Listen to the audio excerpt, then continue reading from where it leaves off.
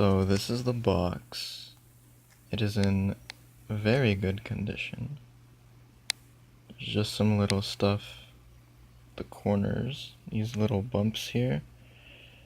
I'm assuming that is just because of the way they packed it. Maybe it got a little bit crushed by other items, but it's mostly just, look at that, it's mostly pristine. Like, the quality of my camera, my phone camera, is not the best, but you can tell from the way the light shines that it is very pristine and almost spotless, really. Let's get up close here. Look at the text. Look at that. So sharp. Brand new. Let me get it opened up 1 second real quick. Okay. Our first card is The Outsider. Look at that. Look how the light shines. You can't see anything wrong with it.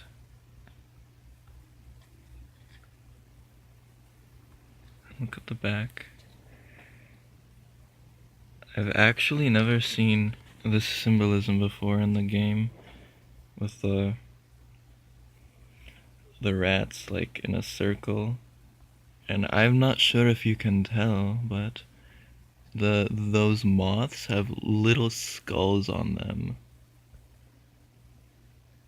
and it's so cool. I love this art style, this whole like gothic kind of thing. I very much enjoy it.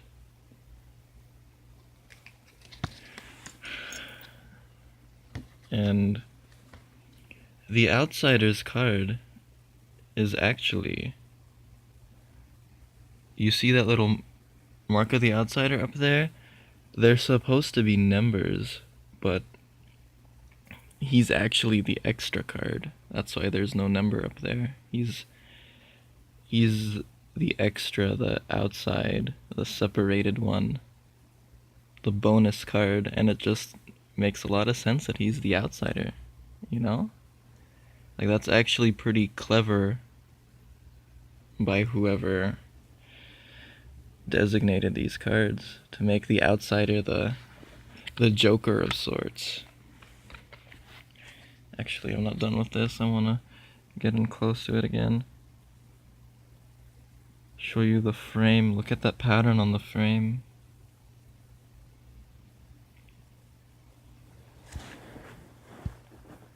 Look at the art. So good. Not a single speck of imperfection. Next is Emily. Judgment. Now, the reason why I think they designated her as Judgment is because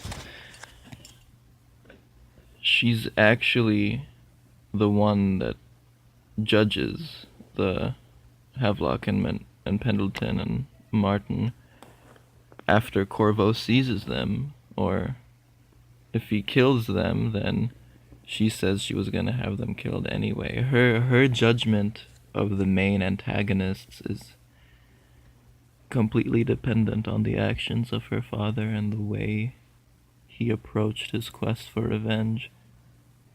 So she is the judgment. She is the reflection of you, of Corvo. And her art design in this card is actually based off her in the game. They didn't go as artsy with it as they did with the Outsider, you see? Like, that is not his in-game depiction. It's like a more gothic version of him, but Emily is much more you can see the 3D aspect, if you know what I mean. Number 2 is, I believe that is the madam of, what's it called? The golden cat, I think. Yes, she's lust. I don't know about you, but I wouldn't be lusting after that face. Is it gonna come into focus? Yeah, there's the focus. There we go. Yeah. She represents lust because she is the madam of a brothel. I don't know about you guys, but I always kill her in my playthroughs. There's no real reason. She's just ugly. And she... Oh yeah, and the heart says that she would get the girls, like kidnap them and force them to work there, and that she would put them under less than ideal conditions. And she's just one of those people that I guess would be under Corvo's quest for like revenge and redemption, to just be a part of what he wants to fix in the world, not only for himself but also for everyone else. And here we have the tall boy. I'm not sure why they called him the man on stilts. He's actually so big you can see the shadow on the wall behind him, which is actually a nice touch. I'm gonna try to keep it as still as I can to get you a nice sharp focused image. Let's get some better lighting here.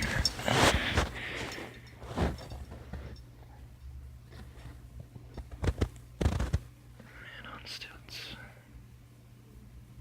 You can see all the little details and the curves and the angles. His shields. He's missing some shields. They must have been broken off. He might be in combat right now.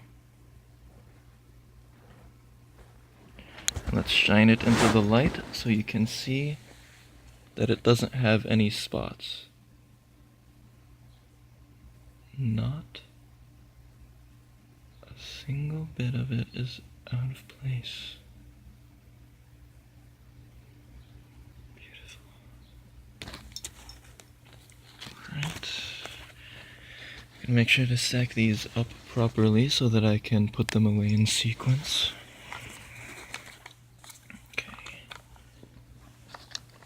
Now what do we have next?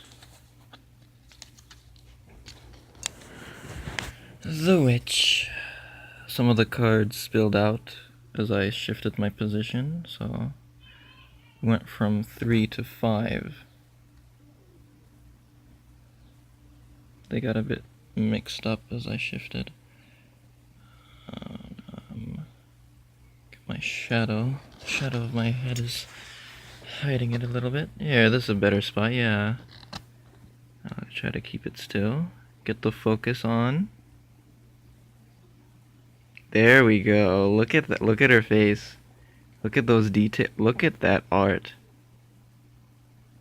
Wow. My camera is not the best, but even so, you can still tell just how freaking perfect it is. The cards, I mean. The witch.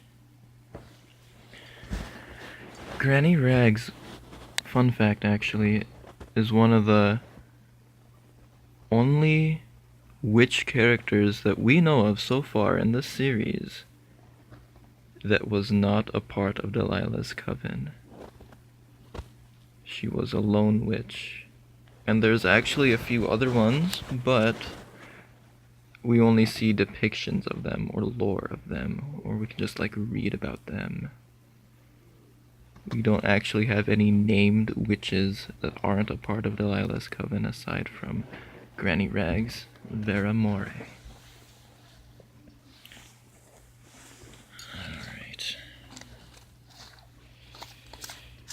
I'm gonna look for 3 before I keep going here. Nope. Oh no, I see 4. Yeah, Tallboy was 3, so Samuel is number 4. He doesn't have an elegant title, it's only the Boatman. And you know what? I think he wouldn't mind that at all. I think that's actually very fitting to his character. It's not very elaborate, not very special or different. He's just the Boatman, and Samuel would be completely happy with that. Just get a good level of lighting and focus so you can enjoy the art.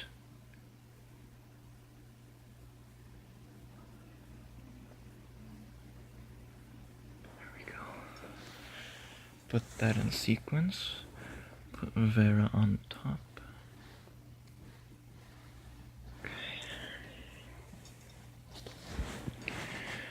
So we were at 5, right? Now we're at 6, and he is the Weeper.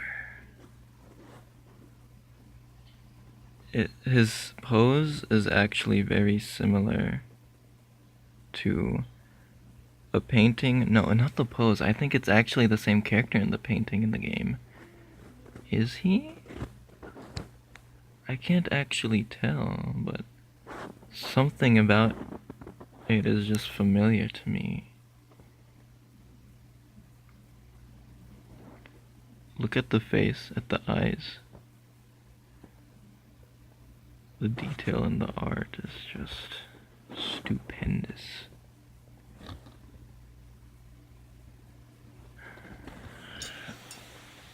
Number 6. The lady. So, according to this deck, the white boil is the cannon.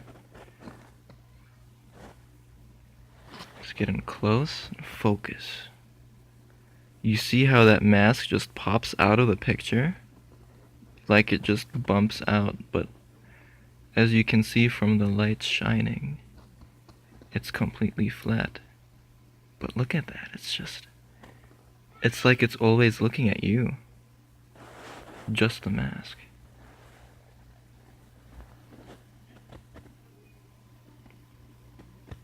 It's so good, the shading.